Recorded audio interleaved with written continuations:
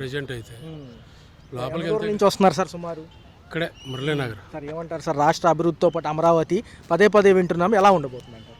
మరీ దరిద్రంగా ఉంటుంది. ఎందుకంటారు సార్, ఎందుకంటారు? ఎందుకంటే దారి దోపిడీ ఎక్కువైపోయిందిగా. ఇప్పుడు ఎవరికాడు ఇష్టం వచ్చినట్టు పెట్టుబడులు పెట్టడం, వాళ్ళు తీసుకోవటం. స్కూటర్ పార్కింగ్కి 50 రూపాయలంట. ఏం చెబుతామండి సార్? మరి ఏమంటారు, మరోసారి ల్యాండ్ పూలింగ్కి వెళ్తున్నారు కదా, రైతులు ఇబ్బంది పడుతున్నారు ఒక పక్క, మరి దాని గురించి ఏమంటారు ఒక మాటలో? ల్యాండ్ పూలింగ్కి వెళ్ళినా కానీ మనకి ఒరిగేది ఏమీ లేదు. అది సార్ రైతులు కూడా చాలా వరకు అనుమానాలు ఉన్నాయి. గతంలో ఇచ్చిన వాళ్ళకి ఫ్లాట్లు ఇవ్వలేదు అంటున్నారు కదా మొదటి దశలో. ఇవన్నీ మాయేనండి, ఇదంతా మాయ. మాజీ ముఖ్యమంత్రి గారు కూడా వద్దంటున్నారు కదా, ఎందుకు 3 రాజధానులకు సంబంధించి వేరే వేరే చోట్ల డెవలప్ అయితే బాగుండేది, గుంటూరు మంగళగిరి మధ్యలో బాగుండేది అంటున్నారు కదా.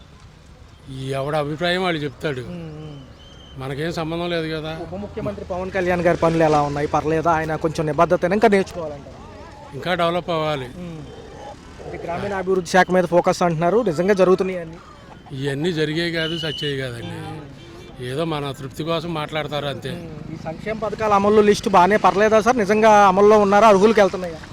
అర్హులకి అయితే వెళ్ళవు, బిల్డింగులు ఉన్నవాడికి వెళ్తాయి. ఉచితాలు అంటున్నారు, ఉచిత బస్సు ప్రయాణం ఇబ్బందిగా మారిందని మహిళలు అంటున్నారు. సర్వీసులు అది ఎప్పుడైనా ఇబ్బందేనండి. అది కామన్గా ఉచిత బస్సులు పెట్టాల్సినంత నెసిటీ ఏమీ లేదు. ఇప్పుడు ఉచిత హాస్పిటల్స్ పెట్టండి, లేకపోతే విద్య పెట్టండి, పర్లేదు. కానీ ఇవన్నీ వేస్ట్ కదా. ఒక మాటలో ఏమంటారు సార్, 2029 ఎలా ఉండబోతుంది? దానికంటే ముందు స్థానిక సంస్థల ఎన్నికలు రేపు జూన్లో అంటున్నారు. భవిష్యత్తులో యంగ్ లీడర్స్ ఏమన్నా వస్తారా రేపు 2029కి? దానికంటే ముందు రేపు జూలైలో స్థానిక సంస్థల ఎన్నికలు ఉన్నాయి కాబట్టి ప్రజలు ఎలా ఉంటారు? ప్రజలు ఎప్పుడు మోసపోతానే ఉంటారండి. ప్రజలను మోసం చేయడానికి ఈ ప్రభుత్వాలు ఉండేది. ఒక పక్క అభివృద్ధి సంక్షేమ పథకాలు అంటున్నారు, ఓ పక్క ఖజానా ఖాళీ అవుతున్నా ఇస్తామంటున్నారు. పెద్ద పెద్ద విగ్రహాలకు పెడతాము 1750 కోట్లు అంటున్నారు అమరావతిలో. నిజంగా సంక్షేమం ఇటు పక్క పేదవాళ్ళ ప్రజల పరిస్థితులు ఎలా ఉన్నాయి? వాళ్ళ పేదవాళ్ళని పట్టించుకునే రాజకీయ నాయకులు లేరండి. ఏ రాజకీయ నాయకులు వచ్చినా సరే పేదవాళ్ళ పక్షాన ఇది చేద్దాం మంచి చేద్దాం అన్నవాడు లేరు. ఉండా కానీ రానిట్లేదు జైలు వరకు. నేను ఇప్పుడు చంద్రబాబు నాయుడు ఉన్నా, జగన్ గారు ఎవరున్నా సరే వాళ్ళు అమలు చేసినా వీళ్ళు రానిట్లేదు కదండి మధ్యలో వాళ్ళు. ఈ పేదవాళ్ళకి వచ్చేప్పటికి లేకపోతే పెగసరాజు అంటాడే చుట్టూ తిప్పుకొచ్చే ఐసుగడ్డ ఎలా కరిగిపోతుందో అలా కరిగిపోతుందండి. ఇవాళ పన్నులు లేక అల్లాడిపోతున్నారు. కాకపోతే చంద్రబాబు నాయుడు గారు వచ్చిన తర్వాత పర్వాలేదు, బాగానే ఉంది. కాకపోతే ప్రస్తుతం ఏంటంటే పన్నులు వీళ్ళని వరిసేవాళ్ళు వీళ్ళంతా ఇక్కడ రాబట్టి తక్కువ రేట్లు చేయబట్టి ఇక్కడ వీళ్ళు అల్లాడిపోతున్నారు అసలు పనులు లేక. సార్ ఈ అమరావతికి సంబంధించి పనులకు మన వాళ్ళని పిలవట్లేదు, పక్క రాష్ట్రాల నుంచి కాంట్రాక్ట్ మీద అంటారు. అదే పక్క రాష్ట్రాల నుంచి తీసుకొచ్చి చేపించేవాళ్ళు ఇక్కడ రాష్ట్రాల నుంచి చేపించవచ్చు కదా, ఈ ఆంధ్ర వాళ్ళని చేపించవచ్చు కదా. అది నేను అడుగుతున్నానండి. ఏ ముఖ్యమంత్రి సరే, ఏ ఎమ్మెల్యే ఎంపీ అయినా సరే నేను అడుగుతానండి గట్టిగా. కాకపోతే వాళ్ళు నిలబడతలేదు. ఈ పేదల పక్షాన్ని ఎవడు ఉంటున్నాడు చెప్పండి? నేను తెలుగుదేశం పార్టీ, నేను కాదంటలా. మరి చెయ్యాలి కదా. అమరావతిలో ఎవనో తీసుకొచ్చి ఇతర రాష్ట్రాలను తీసుకొచ్చి చేపిస్తున్నావు, వీళ్ళకి చేతగాని వాళ్ళని తీసుకొచ్చి వాళ్ళని తీసుకొచ్చి చేపించు. మరి వాళ్ళని అన్ని పనులు వాళ్ళని తీసుకొచ్చి చేపిస్తాండి. ఇక్కడ వాళ్ళు ఏమైపోతున్నారండి? అది గ్రహించలేదండి రాజకీయ నాయకులు. 1వ తారీఖు నుంచి అమలు అయ్యే సంక్షేమాలు అంటున్నారు, పర్లేదు అందుకుంటున్నారు అంటున్నారు. రావట్లేదు కదండి. పేదవాళ్ళ దగ్గరికి వచ్చేప్పటికీ ఏమొస్తుంది? ఏమీ రావట్లా. అలా ఉంటుంది కూడా త్వరలో ఇస్తామని మొన్న ప్రకటిస్తున్నారండి, నేను కాదంటలేదు. ప్రకటిస్తున్నారు, అన్నీ చేస్తున్నారు. పేదవాళ్ళకి వచ్చేది ఒకటి సార్. ఒక మాట చెప్పనా, ఇల్లుండ ఓడికి 4-5 కొంపలు ఉండేయండి. నేనే చూసాను అలాంటి వాళ్ళు. ఇంట్లో అద్దుకున్నాను నేను 7 ఏళ్ళు. నా పిల్లకి వైఎస్ఆర్ రాజశేఖర రెడ్డి గారు ఉన్నప్పటి నుంచి ఆయన ప్రభుత్వంలోనే నా పిల్లకి పెన్షన్ స్టార్ట్ అయింది. ఆ రోజు నుంచి ఏం ఇబ్బంది లేదు. చంద్రబాబు నాయుడు గారు 2 సార్లు పెంచారు మా పాపకి, నేను కాదనట్లేదు. ఇప్పుడు ఆ డబ్బులు వస్తాయి వెళ్ళిపోతాయండి. ఒక ఇల్లు అనేది ఉంటే అదులకు లేకుండా బ్రతుకుతాం కదా. అంటే పదే ఎంతవరకు కూడా ఈ డబ్బులు ఉచిత పథకాలు అంటున్నారు, దానివల్ల మన మీదే భారాలు పడుతున్నాయి అంటున్నారు ప్రజలు. నిజమేనా? వాస్తవం అది మాత్రం వాస్తవమే. మా ప్రజల మీద భారాలు పడుతుంది తప్ప పేదవాళ్ళకి వచ్చి ఈ మధ్యలో వాళ్ళు ఇవ్వకుండా వాళ్ళు డైరెక్ట్గా వాళ్ళు అమలు చేస్తే అవుతుందండి. మధ్య వాళ్ళకి ఇస్తే మాత్రం మధ్య వాళ్ళు మింగేసేస్తున్నారు. ఈ పేదవాళ్ళకి అనేది రావట్లేదు. పేదవాళ్ళకని అంటున్నారండి. ఉన్నవాడు ఉన్నట్టుగా అంటున్నాడు, పేదవాడు అంటున్నాడు. తల్లికి వందనం కానివ్వండి, గ్యాస్ సిలిండర్ డబ్బులు కానివ్వండి, అవి ఎవరికి మామూలుగా పడిన వాళ్ళకి పడుతున్నాయి, పడిన వాళ్ళకి పడతలేదండి. అది ఎంక్వైరీ చేసినా మీరు అది ఏంటంటున్నారు, మీకు అర్హత ఉంటేనే వస్తున్నాయి, లేకపోతే రావట్లేదు అంటున్నారు. సచివాలయంలో గతంలో వాలంటీర్స్ ఉండేవాళ్ళు, సరే వాళ్ళ పక్కన పెడితే కనుక ఈ సచివాలయంలో ఏదైనా కాగితం కావాలన్నా క్యాస్ట్ ఇన్కమ్ ఏదన్నా రిప్లై కూడా తక్కువ ఉంది అంటున్నారు. ఏంటి ఈ పనులు జరగట్లేదు అన్నట్టుగా అంటున్నారు. నిజమేనా? వాస్తవమే అది మాత్రం వాస్తవమే. ఎందుకంటే వెళ్ళినప్పుడు వాళ్ళు లేరు వీళ్ళు లేరు పలానా పని మీద వీళ్ళు లేరు అని చెప్తున్నారు. లంచం ఇస్తే మాత్రం ఇచ్చేస్తున్నారండి, వెంటనే లంచం ఇవ్వకపోతే మాత్రం తిప్పుతున్నారండి. ఇది మాత్రం మామూలుగా రాగలిగిన వాళ్ళు అంటే నేను మా ఆవిడని మా అమ్మాయిని తీసుకొని హ్యాండిక్యాప్ పిల్లల్ని తీసుకొని మా ఆవిడని తీసుకొని నేను సచివాలయం చుట్టూ తిరిగాను. పనుల వల్ల డబ్బులు ఇస్తే పనులు అయినాయి. మరి ఎక్కడండి ఇలాగైతే ఎలాగా? కొంచెం మారి ఇవన్నీ కూడా పట్టించుకుంటే బాగుంటుంది. పట్టించుకుని పేదవాళ్ళని పట్టించుకుంటే మంచిదండి. ఇప్పుడు మామూలు పేదవాళ్ళకి నేను చెప్తున్నాను కదా ఇందాక, ఒకటి సార్ మధ్య వాళ్ళకి ఇస్తే మధ్య వాళ్ళు మింగేసేస్తున్నారండి. పేదవాళ్ళకి వచ్చి డైరెక్ట్గా వాళ్ళు చూసి పేదవాళ్ళకి ఇచ్చే లెక్క చేసే లెక్కనైతే రాజకీయ నాయకులు వాళ్ళకి దండాలు పెడతారండి. సార్ పిల్ల మా అమ్మాయి హ్యాండిక్యాప్ పిల్ల అక్కడ బిఆర్టీసీ రోడ్డు దగ్గర చాప్లీసులు అమ్మిద్ది రోడ్డు అమ్మట. ఒక బడ్డీ కొట్టి ఇప్పించండి సార్ అని అంతమంది ప్రభుత్వాలను అడుగుతున్నా కూడా ఒకళ్ళు సాయం చేయట్లేదు. సంక్షేమ పథకాలన్నా సమయానికి వస్తున్నాయి. ఏంటి సార్ సంక్షేమ పథకాలన్నా ఈ తల్లికి వందనం అంటే ఏంటి ఇళ్ళ కోసం అని పెట్టాము. పెడితే 2019లో చంద్రబాబు గారు దిగిపోయే టైంలో మాకు ఇల్లు శాంక్షన్ వచ్చింది అని స్లిప్లు కూడా ఇచ్చేశారు.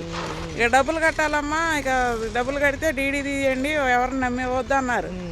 సర్లేండి డబుల్ బెడ్రూమ్ రాపిచ్చాను. పిల్లకైనా ఫ్యూచర్లో బాగుంటుంది ఒకటి పిల్ల కదా అని. ఈ జగన్ గారు ఎక్కారు, మళ్ళీ మా కథ మొదటిగా వచ్చింది. ఎన్ని ఇల్లు పెట్టినా ఇల్లు రావట్లే. నా దరిద్రం ఏంటంటే మా అమ్మకి చిన్న రేగుల షెడ్ ఉంది సార్, గాంధీనగర్. అది పట్టాభూమి కాదు. మా అమ్మకి పక్షవాతం రావటం వల్ల ఇంటి పన్ను అనేది నా పేరును పెట్టింది. దానివల్ల నాకు ఎక్కడ పెట్టినా ఇల్లు రావట్లేదు. ఇప్పుడు పిల్ల పేరును పెట్టాను. మరి దయదలిచి చంద్రబాబు గారు నాడు ఒక ఇల్లు అన్న ఇస్తే రేపు పిల్ల ఫ్యూచర్ బాగుంటుందని మా బాధ. పథకాలు కరెంటు బిల్లు ఎక్కువ వస్తున్నాయని వేరే పనులతో ఉన్నాయని ఏమైనా తీసేయడం జరుగుతుందా ఏదన్నా? అంటే 1వ తారీఖు అంటే నాకు సొంత ఇల్లు లేదు కదా సార్, నాకు తెలియదు కదా. మా అమ్మాయి వెళ్ళి కట్టమంటే ఇంటి పని ఇల్లు కట్టేసి వస్తుంది. అది నా పేరున ఉండడం ప్రాబ్లం అయ్యిందండి.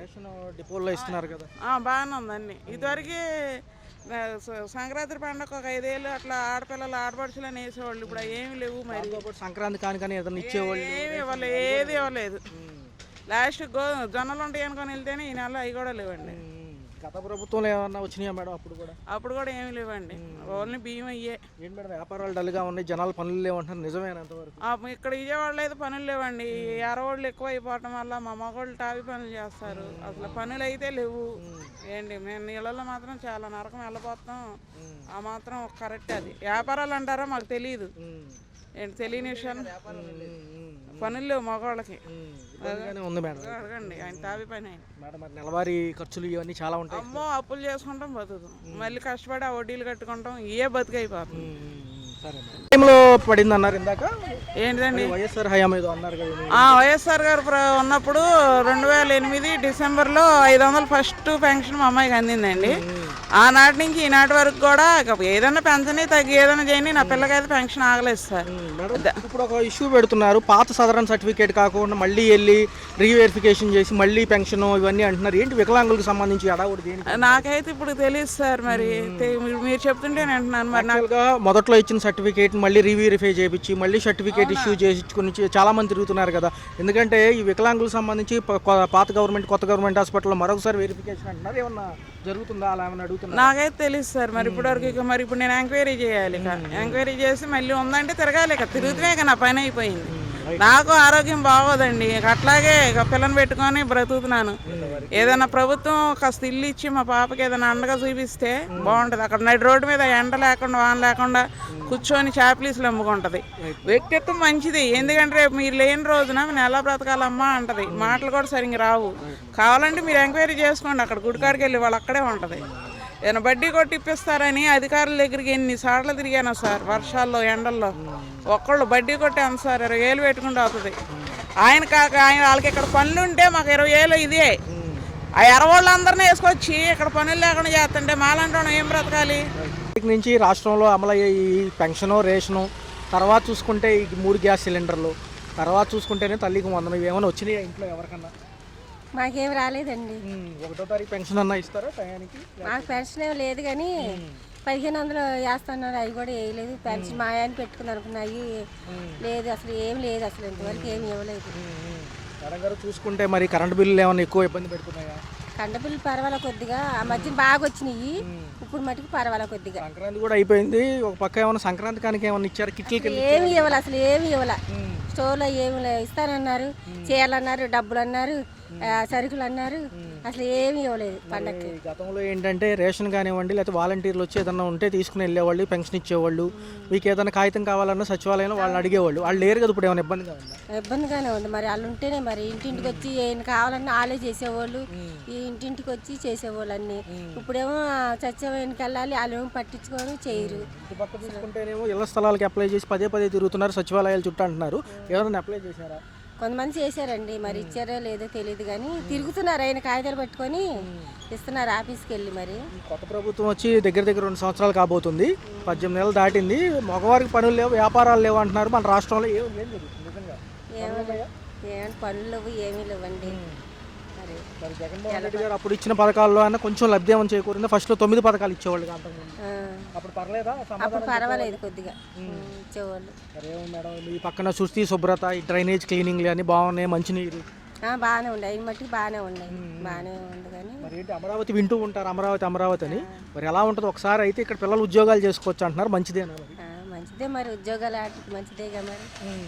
మరి సంక్షేమ పథకాలు అమలు చేసిన వాళ్ళు ఎవరు బాగా? ఒక పక్క రాజశేఖర రెడ్డి, జగన్మోహన్ రెడ్డి, చంద్రబాబు, వీళ్ళందరూ ఉన్నారు కదా. చంద్రబాబు నాయుడు నేను అనుకుంటున్నాను, కరెక్ట్ అనుకుంటున్నాను. ఇటు పక్క చూస్తే ఉప ముఖ్యమంత్రి పవన్ కళ్యాణ్ గారు కూడా ఉన్నారు కదా, ఆయన కూడా ఇప్పుడు రాజకీయాల్లో ఉన్నారు, ఉప ముఖ్యమంత్రి. మనకి ఆయన పర్లేదా? ఏం తెలియదండి నాకు. మిగతా ఏమైనా ఇబ్బందులు ఉన్నాయి ఇంట్లో? ఏమి లేవండి. వచ్చాయి సంక్షేమ పథకాలు అన్నీ అందుకుంటున్నారా? ఎత్తున్నారు నాన్న. ఏమేమి వస్తున్నాయి ఇంటికి?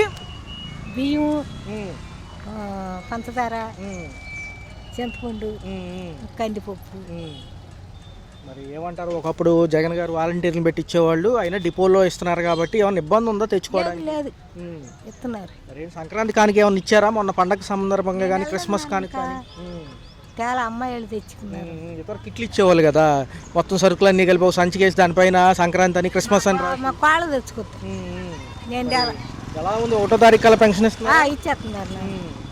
ఇళ్ల స్థలాలకు ఏమైనా అప్లై చేసి వెయిట్ చేస్తున్నారా? నాకు ఇల్లు ఉంది, మీ బాబాయ్ ఇప్పుడు కట్టిన ఇల్లు, వచ్చిన ఇల్లు నాకు. మరి పనులు దొరుకుతున్నాయి ప్రభుత్వం వచ్చాక? అన్ని పనులు మనకి ఏం తెలుసు, నేను పనికి వెళ్ళను.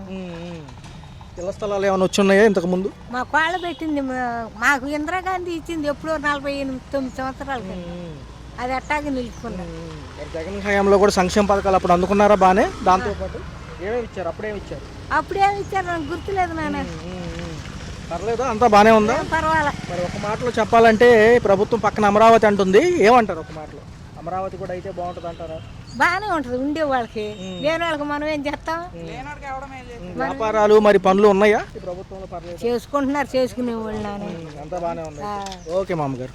ఏం రాలేదు. గతంలో సంక్రాంతి కానుకలని ప్రభుత్వాలు ఇస్తూ ఉండేవి కొన్నాళ్ళ పాటు. ఫస్ట్ ఏడాది కాకపోయినా 2వ ఏడాది నుంచి అన్న ఇచ్చాయి. ఈసారి కొంచెం ప్రజలు కూడా నిరుత్సాహంగా ఉన్నారు. ఎలా ఉంది? పర్వాలేదు, బాగానే ఉందండి, బాగానే ఉంది. నేను సార్ మిగతా అంశాల్లోకి వెళ్తే రాష్ట్ర అభివృద్ధి అంటున్నారు సార్. దీంతో పాటు 600 అడుగుల విగ్రహం ఎన్టీఆర్ గారిది అమరావతిలో అంటున్నారు, 1750 కోట్లు అంటున్నారు. మరి ప్రజల్లో కొంతమంది ఓకే అంటున్నారు, కొంతమంది ఎందుకు అంత ఖర్చు అంటున్నారు. ఎలా ఉంది ఇప్పుడు ప్రస్తుతం? ఇన్ఫ్లేషన్ ఎఫెక్ట్ ఉంది, వ్యాపారాలు లేవు, పనులు లేవు అని చాలా మంది అంటున్నారు. బయట ఎలా ఉంది? లేదు, పర్లేదు, బాగానే ఉందండి.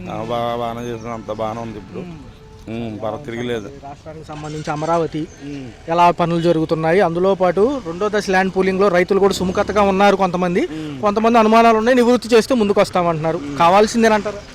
వరలో బాగానే ఉందండి అంతా. మరో దశ ల్యాండ్ పూలింగ్ కావాల్సిందే? కావాల్సిందేనండి, పర్లేదండి, బ్రహ్మాండంగా ఉందండి. ఓట్లు కానివ్వండి, నిత్యావసర సరుకుల ధరలు ఎలా ఉన్నాయి? పర్లేదు, బాగానే ఉన్నాయండి. మాజీ ముఖ్యమంత్రి గారు కూడా పదే ప్రజల్లోకి వస్తానంటున్నారు, ఓడిపోయిన చోట గెలవాలని ఆయన. మరి ఒక పక్క ఏమో చంద్రబాబు గారు ఉన్నారు, ఇటు పక్క లోకేష్ గారు, ఇటు పక్క పవన్ కళ్యాణ్ గారు కూటమిలో ముందుకు వెళ్తున్నారు. మరి పవన్ కళ్యాణ్ గారు పనితీరు ఎలా ఉంది? పర్వాలేదు, బాగానే ఉందండి, పర్లేదు, చూడపర్లేదు. ఎలా ఉంది సార్ రైతుల పరిస్థితి? ఎలా ఉంది? రైతు బంధువులు, రైతు బిడతకు సంబంధించి 7,000, 8,000 పెట్టుబడి సాయాలు కూడా దక్కుతున్నాయి కదా, 20,000 ఇస్తామన్నారు. మరి ఎలా ఉంది? పర్లేదా? కొంచెం రైతులు పుంజుకున్నట్టే ఇచ్చారండి, పర్లేదు, బాగానే ఉన్నాయి, బాగానే ఇస్తున్నారు. టైం బాగా అన్ని సదుపాయాలు చేస్తున్నారు, తిరగలేదండి. రియల్ ఎస్టేట్ కు సంబంధించి ఎలా ఉండబోతుంది? కొద్దిగా ఈ అమరావతి ఎఫెక్ట్ అన్ని కూడా అయితే ఒక 40% వర్క్లు ఏదైనా పెరుగుతుందో ప్రస్తుతం ఎలా ఉంది? పర్వాలేదు బాగానే ఉంటుందండి, తిరిగిలేదండి. నెంబర్ 1. సార్ భోగాపురం ఎయిర్పోర్ట్ చూశారు ఆల్రెడీ, అది కూడా తొలిమెట్టు అంటున్నారు ఏదైతే ఉత్తరాంధ్ర వాళ్ళకి. అక్కడ కూడా మాకు డెవలప్మెంట్తో పాటు రేట్లు బాగానే ఉంటాయి, ఇటుపక్క మాకు కూడా ఒక ఉపాధి దొరుకుతుంది చుట్టుపక్కల అంటున్నారు. తెలియదు, పర్లేదు బాగానే ఉంటుందండి. ఎలా ఉంది సార్ మరి ఐటీ శాఖ మినిస్టర్ లోకేష్ గారు పనితీరు ఎలా ఉంది? దీనికి సంబంధించి సంక్రాంతికి కూడా ఎంతో ఎక్కువ మంది వచ్చారంటున్నారు ఏపీలోకి. పర్లేదు బాగుందండి, పర్వాలేదు. నెంబర్ 1 కూడా సంబరాలు ముగిశాయి. మరి అల్టిమేట్గా ఎలా ఉంటుంది 2029 కానివ్వండి, స్థానిక సంస్థల ఎన్నికలు కూడా త్వరలో ఉన్నాయిగా, మున్సిపాలిటీలతో పాటు సచివాలయాలు. పర్వాలేదు బాగుంది, బాగా అంతా అభివృద్ధిలో బాగా చేస్తున్నారండి. అంత సమయం వచ్చా 10-15 ఏళ్ళు మరి వచ్చింది, బాగుంటుంది. నెంబర్ 1 అండి, తిరిగిలేదు. అప్పటికైనా అప్పుడు పర్లేదండి, బాగానే ఉంది. ఉంటుందా? విశాఖపట్నంతో పాటు అమరావతి డెవలప్ అయితే ఎలా ఉంటుంది అంటారు? అంటే అక్కడ ఐటీ సెక్టర్, ఇక్కడ ఇండస్ట్రీలు అంటున్నారు. పర్లేదు బాగానే ఉంటుందండి. అది ఈ మాటలో ఎలా ఉంది? బాగా సంక్షేమాలు అందించిన నాయకులు ఎవరంటే ఒక మాటలో మొదటి నుంచి కూడా మీరు చూసిన నాయకుల్లో సీఎంలు మీకు అవగాహన ఉన్నంత వరకు సార్ ఫస్ట్ నుంచి ఎవరు బాగా చేశారు సంక్షేమాలు? ఈ పర్లేదు అందరూ చేస్తారండి, ఈయన బాగా చేస్తున్నాడు. ఈయన బాగా నెంబర్ 1 అండి, అనుకున్నాను కూడా చేస్తున్నాడు. బాగుందండి. 3 రోజులు హడావుడి అయితే అయిపోయింది నిన్నటితో. మరి ఏంటి సంక్షేమ పథకాలు అమలు కానివ్వండి, రాష్ట్రంలో అభివృద్ధి ఎలా అనిపిస్తుంది? నాకేం తెలియదు. జనరల్గా రైతుల పరంగా ఎలా అనిపిస్తుంది? రైతు బాగుందండి, పంటలు బాగా వచ్చినాయి, బాగుపడ్డాయి, ఇబ్బంది లేదు. పండుగ 3 ఎంజాయ్ చేసాం. అది సార్ ఏమంటారు? అమరావతితో పాటు ఇటుపక్క ఆంధ్రప్రదేశ్ అంత అభివృద్ధి అయితే ఎలా ఉంటుంది? రేపు ఉద్యోగాలు చేసుకోవాలి. బాగుందండి. హలో, తెలుగు రాజ్యం ఛానల్ చూస్తున్నారా? సామాజిక రాజకీయ జీవన చిత్రణే తెలుగు రాజ్యం. అతిశయోక్తులు అసత్యాలు ఉండవు. రాజకీయ కోణం కాదు, ప్రజా కోణమే కొలబద్ద. తెలుగు రాజ్యం వీక్షణ మీ ఉత్తమ అభిరుచికి నిదర్శనం.